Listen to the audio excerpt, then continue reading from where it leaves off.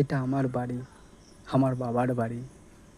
এই জমিটা বাবা তার দেশ ছেড়ে, তার জন্মভূমি বাংলাদেশে ছিল না, তার পাকিস্তানেও ছিল না।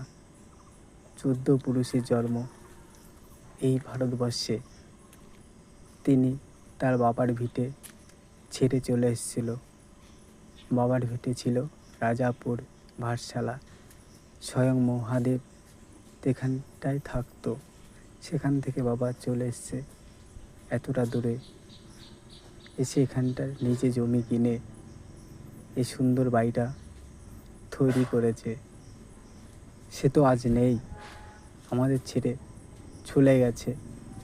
তার এই স্বপ্নটুকু, সুন্দর বাড়িটুকুকে তিল তিল করে আমি সাজাবো তার স্বপ্নের মতন করে। তার স্বপ্ন যেভাবে ছিল, যেভাবে করেছে বাড়িটা, তার স্বপ্নগুলো আমি তিল তিল করে নতুন করে তুলবো, আবার সাজিয়ে। দেখো বাবা, তোমার সব স্বপ্ন আমি পূরণ করবো। আমি কথা দিচ্ছি বাবা, কথা দিচ্ছি, আমি সব কিছু পূরণ করবো।